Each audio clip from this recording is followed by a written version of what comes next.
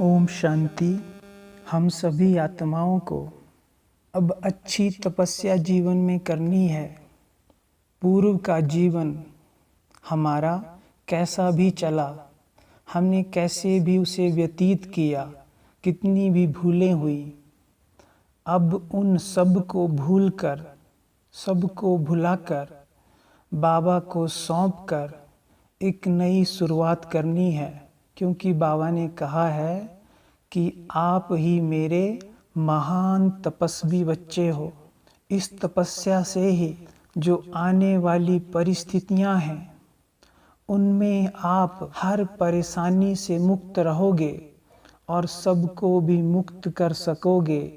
यही तपस्या अब आपका और इस संसार का, आपके आसपास का सबका सच्चा सहारा है। तो अब हम ये दृढ़ संकल्प कर लें कि अब हमें अच्छी तपस्या करनी है। बाबा कहते हैं जब भी कोई मुझे याद करता है, इस तपस्या पर आगे बढ़ता है, तो वो सूक्ष्म रूप से संपूर्ण संसार के लिए सहारा बनता है। तो तपस्या में सबसे पहली बात जो हमें पक्की करनी है, जो हमें बहुत बड़ा सहारा बनेगी, हमारे लिए बहुत काम आएगी, वो है निश्चय का बल। ये बाबा ने भी कहा है और शास्त्रों में भी गायन है, निश्चय बुद्धि विजयंती। जिसका जैसा निश्चय है उसकी विजय वैसी ही होती है। इस टॉपिक को आज बाबा ने मुरली में भी क्लियर किया है कि निश्चय रखो, जो भी संकल्प किया उसमें संशय नहीं करो। संशय करना माना कमजोरी का आह्वान करना। तो ये निश्चय का बल हमें आत्मा का सबसे बड़ा विश्वास है, जो आत्मविश्वास आत्मा में भर देता है, एक सबसे बड़ी शक्ति है। तो इस शक्ति को, इस निश्चय के बल को हमें बहुत बढ़ाना है। और सबसे पहला निश्चय हमें परमात्मा पर हो कि जो भी बाबा ने कहा है वही संपूर्ण सत्य है, वही मुझे करना है, उसी में मेरा कल्याण है। जितना जिसका निश्चय प्रगाढ़ होता है उतना ही उसका पुरुषार्थ सहज ही तीव्र होता जाता है, तपस्या सहज होती जाती है। सारी बात निश्चय की है। अगर हम नंबरवार हैं तो वो भी उसका कारण भी निश्चय है। तो निश्चय हमारा परमात्मा पर संपूर्ण हो, सबसे ज़्यादा हो, अखंड हो, अचल हो। इसमें एक कहानी भी आती है कि बिल्ली के पुंगरे आग में, भट्टी में बच गए क्योंकि उन पर परमात्मा की छत्र छाया थी। तो सोचो, आग से भी वो बच निकले। तो ऐसी ऐसी परिस्थितियां अब संसार के सामने आएंगी जिसमें से ये निश्चय का बल हमें बहुत सहारा देगा। और जिस परिवार में, जिस जगह पर संपूर्ण निश्चय बुद्धि आत्मा होगी, वहाँ सब सेफ हो जाएंगे, सब निश्चिंत हो जाएंगे कि जैसे कोई परमात्म दिव्य शक्ति उनके चारों ओर है। तो ये निश्चय का बल अब हमें बहुत मदद देगा, बहुत बड़ा सहारा बनेगा, हमारा भी और संसार का भी। और जिस संकल्प को हम संपूर्ण निश्चय से कर देंगे वो प्रत्यक्ष होगा ही, क्योंकि ये भगवान के महावाक्य हैं। ये संगम युग को वरदान है। ये कल वृक्ष के नीचे बैठी हुई आत्माओं को ये सिद्धि प्राप्त है। तो अपने निश्चय को हमें बलवान करना है, संपूर्ण उसमें 100% हमारा निश्चय हो। एक बार हमारे घर में एक पंडित जी आए थे, तो मैंने उनसे पूछा कि सोचो, अगर आपको भगवान मिल जाए, भगवान प्राप्त हो जाए, वो आपका बन जाए सदा सदा के लिए।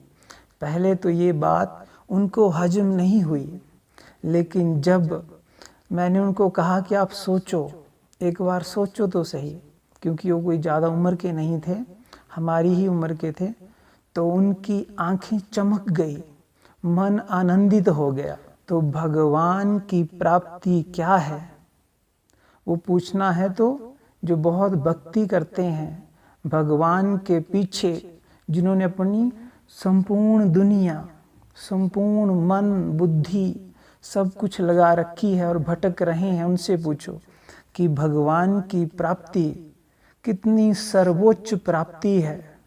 अगर इसको पाकर भी हमारा मन इधर उधर भटकता है, तो फिर संसार की कोई भी प्राप्ति बात आपको कभी संतुष्ट नहीं कर सकती, क्योंकि इस प्राप्ति को पाने के बाद कुछ शेष नहीं रह जाता है। तो वो कितनी सुप्रीम अथॉरिटी, ऑल माइटी सत्ता हमारे साथ खड़ा है, ये विश्वास अपने अंतर मन में रोज भरें।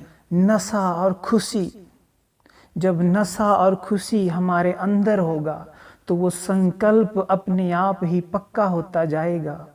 तो रोज सुबह बाबा को गुड मॉर्निंग जब हम करते हैं, तो ये खुशी और इस नशे से भर जाओ कि सर्वशक्तिवान मेरे साथ है, वो मेरा हो गया है, वो मेरे कितने समीप है, कोई सोच भी नहीं सकता। आपके आसपास जो आत्माएं हैं कि भगवान इनके पास आया है, इनके साथ है, जब ऐसा उनको लगेगा तो उनकी आंखें फट जाएंगी कि ऐसा। तो ये निश्चय बढ़ाते चलो, इसमें आपको, जैसे आज बाबा ने कहा कि एक कदम हिम्मत का, तो बाप दादा की संपूर्ण मदद बच्चों को मिली पड़ी है। तो ये निश्चय ही हमें, ये निश्चय और हिम्मत ही हमारा एक कदम है। और जब हमने कोई संकल्प कर दिया तो उसमें संशय नहीं आए। कोई भी संशय मन में आना सबसे बड़ी कमजोरी है। उसका मतलब है हमने संकल्प किया, चाहे कोई भी किया, जीवन में जो भी हमने संकल्प किया उसमें कमजोरी आ गई। छोटी सी भी मन में बात उठी कि शायद ये होगा या नहीं होगा, देखते हैं होगा कि नहीं होगा, कर पाएंगे कि नहीं, अर्थात हमने कमजोरी का आह्वान कर दिया, माया का आह्वान कर दिया। तो माया तो फिर आएगी ही। आज की अव्यक्त मुरली के महावाक्य हैं। तो निश्चय की एक बात मैं आपको और सुनाता हूँ। एक बार एक पति पत्नी बोट पर कहीं जा रहे थे समंदर में। अचानक समंदर में लहरें उठती हैं, तूफान उठता है, बोट उनकी डगमग होने लगती है, हिलने लगती है। तो क्या होता है, फिर डर लगता है। तो जो उनकी जो पत्नी थी वो डर जाती है, घबरा जाती है। तो ऐसी जब सिचुएशन होती है तो सभी घबरा जाते हैं, और वो भी घबरा गई और बहुत घबरा गई, क्योंकि उसने सोचा कि अब क्या पता हम बचेंगे या नहीं बचेंगे। तो वो इधर उधर देखती है, पति को सामने देखती है, तो पति बिल्कुल शांत खड़ा था। उसके चेहरे पर चिंता की, परेशानी की कोई सिकस्मी नहीं थी, बिल्कुल शांत चित्त। तो वो पूछती है कि देखो क्या हो रहा है, और आप तो बिल्कुल आराम से खड़े हो। तो वो क्या करता है, अपने म्यान से तलवार निकालता है और उसको फिराता है और उसकी गर्दन पर एकदम से रख देता है। तो वो पूछता है कि क्या आपको डर लगा?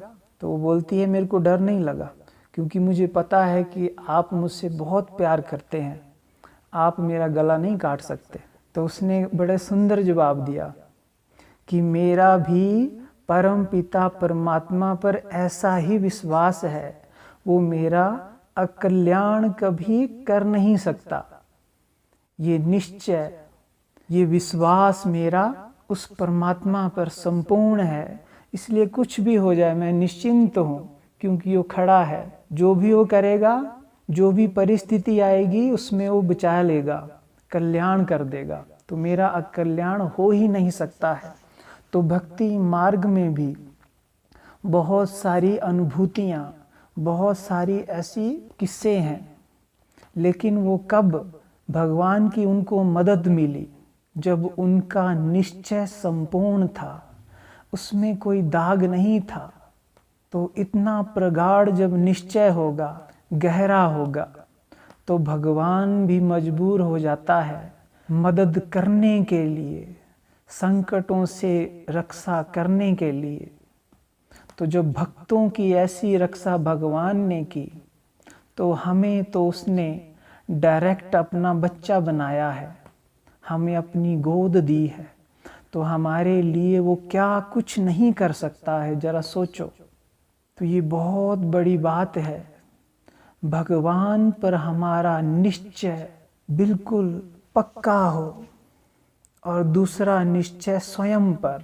बाबा ने कहा कि जो बच्चे कोई भी संकल्प करते हैं स्व परिवर्तन के लिए, श्रेष्ठ परिवर्तन के लिए, उसमें कोई भी कमजोरी नहीं लाओ।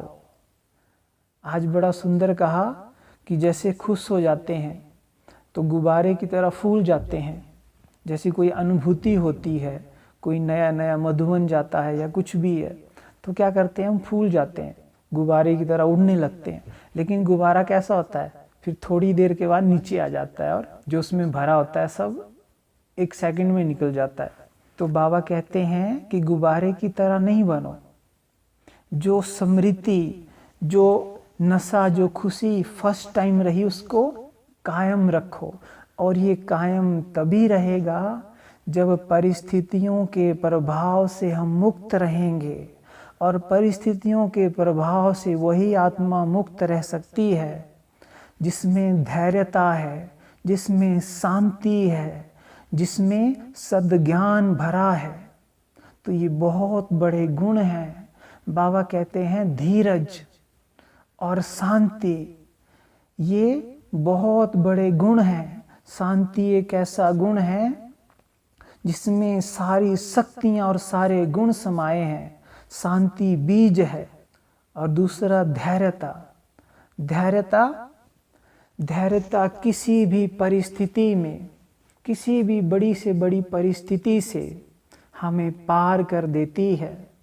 तो जब भी कोई परिस्थिति आए, उसका प्रभाव हमारे मन चित्त पर ना पड़े, इसके लिए हमें अच्छा योग करना है।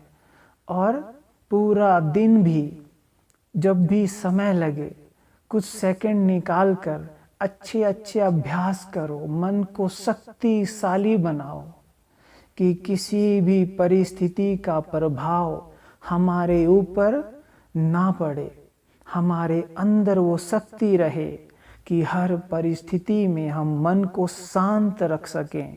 अगर मन कमज़ोर होगा तो परिस्थिति जब आएगी तो हम हलचल में आ जाएंगे, क्योंकि मन कमज़ोर है। तो उसको हमें शक्तिशाली बनाना है। चाहे आप अमृत वेला 15 मिनट करो, 10 मिनट करो, लेकिन अच्छे से करो। ये योग भी हमारे मनसा बल के लिए बहुत कल्याणकारी है, क्योंकि जो भी हम बल जमा कर रहे हैं वो भविष्य में हमारे साथ खड़ेगा।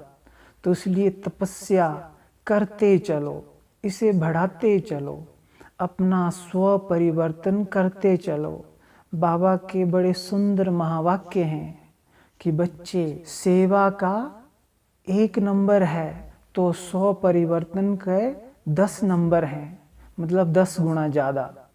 क्योंकि सेवा जो जब हम करते हैं तो जरूरी नहीं जिसका हम वर्णन करते हैं वो गुण हमारे अंदर हैं, लेकिन जब स्व परिवर्तन से कोई गुण धारण करके हम सेवा करते हैं, या सेवा भी नहीं करते हैं, सिर्फ 100 परिवर्तन करते हैं तो हमारे चेहरे और चलन से सेवा होती है।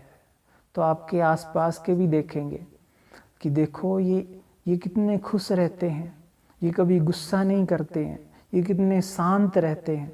तो एक बड़ा पॉजिटिव प्रभाव आसपास पर पड़ेगा और वो सोचेंगे कि हमें भी कुछ ऐसा करना चाहिए जो ये कर रहे हैं। मतलब स्व परिवर्तन सेवा का सबसे बड़ा बीज है। तो इसलिए स्व परिवर्तन करना इतना आसान भी नहीं है, लेकिन बाबा ने कहा हिम्मत बच्चों की और मदद बाप की। लेकिन इन दोनों बातों में निश्चय चाहिए। तो इसके लिए हम इस पे आज हमने चर्चा की कि निश्चय एक तो बाप में कि वो मेरे साथ खड़ा है, मेरा अकल्याण हो नहीं सकता, भगवान की सारी शक्तियाँ मेरे साथ चल रही हैं। और दूसरा निश्चय स्वयं में, क्योंकि स्वयं में भी निश्चय नहीं होगा तो बाबा मदद नहीं कर पाएगा। तो खुद में भी निश्चय कि मैं वही कल्प पहले वाली विजयी रतन हूँ। तो बाबा ने कहा हिम्मत का एक कदम तुम्हारा तो बाप की संपूर्ण मदद मिली पड़ी है। तो कुछ भी परिवर्तन करना है, इसे यूज करो, विश्वास की शक्ति को, निश्चय की शक्ति को यूज करो तो आपकी विजय निश्चित है, उसे कोई नहीं रोक सकता। लेकिन निश्चय कभी डगमग ना हो, इसे आप अपनी डायरी में लिख लें, बुद्धि रूपी डायरी में लिख लें कि जो मैंने संकल्प कर दिया उसमें मुझे कभी संशय नहीं लाना है। क्योंकि संशय लाएंगे कमजोरी का आह्वान होगा, वो संकल्प, वो प्रतिज्ञा टूटी ही पड़ी है। तो ये पहला, ये बहुत गुह्य बात है, भगवान और स्वयं पर निश्चय। मैं अनेक कल्प की विजयी आत्मा हूँ। ये नशा रहे, ये खुशी रहे, इसके लिए सब क्या करें, सुबह उठते ही बेड पर ही जैसे गुड मॉर्निंग करते हैं, ये अभ्यास आप सभी करें। इसका मैंने भी बहुत पॉजिटिव प्रभाव अपने जीवन में देखा है।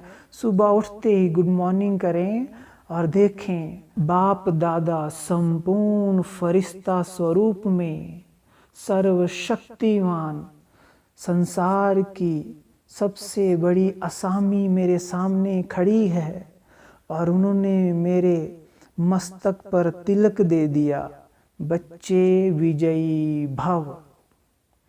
और अपनी 1000 भुजाएं मेरे मस्तक पर, मेरे सिर पर फैला दी, मानो उनकी सारी शक्तियां मुझ आत्मा में समा रही हैं।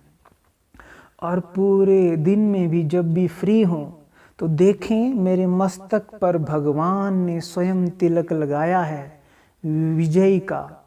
तो विजय आपको चारों ओर से सफलता भी दिलाएगी, उन्नति भी दिलाएगी, और जब कोई ऐसी परिस्थितियां आएंगी उनसे भी पार कर देगी।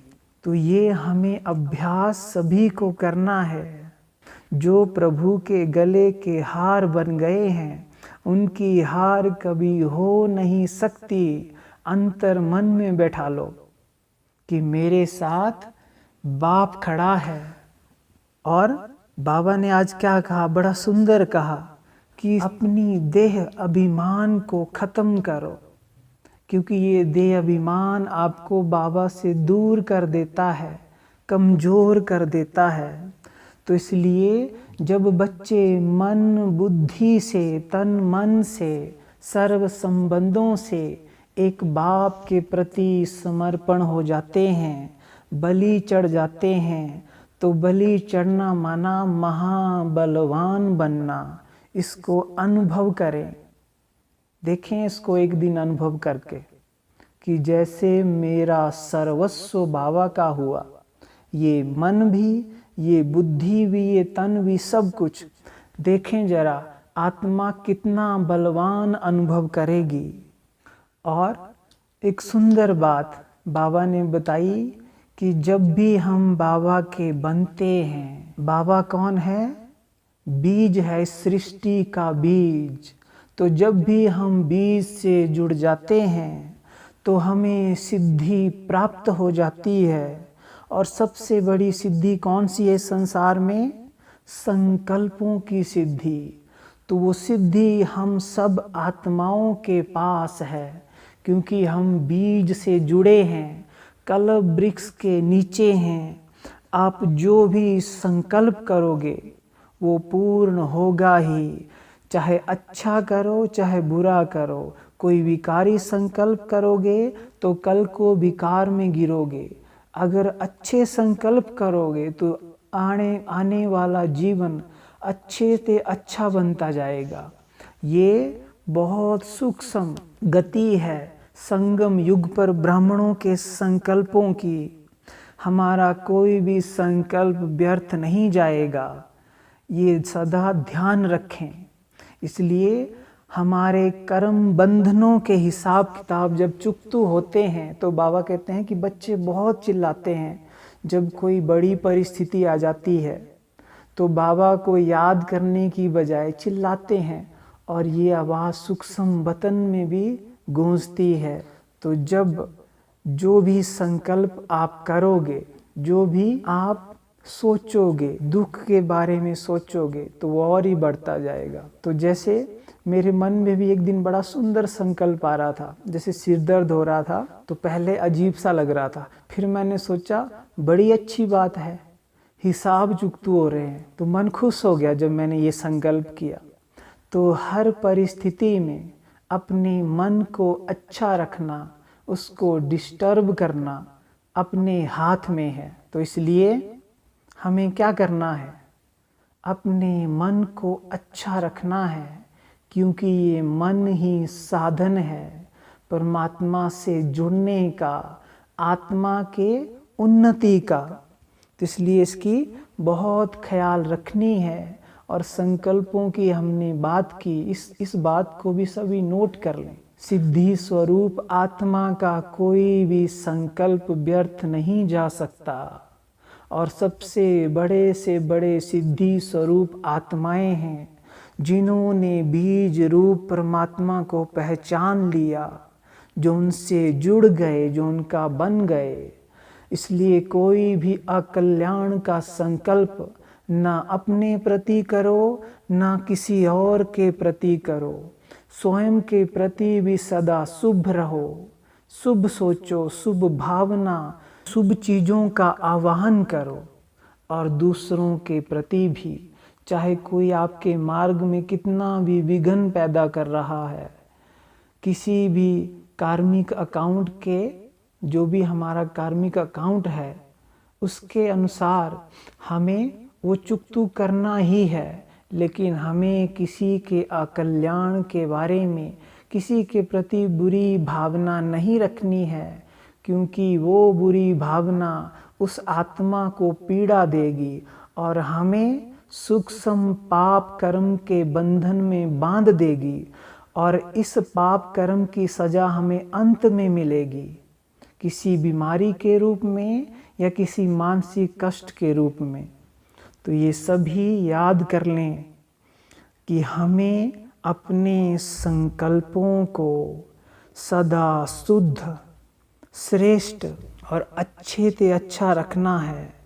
परिस्थितियों के वशीभूत नहीं होना है। अपने निश्चय की शक्ति को और प्रबल करना है।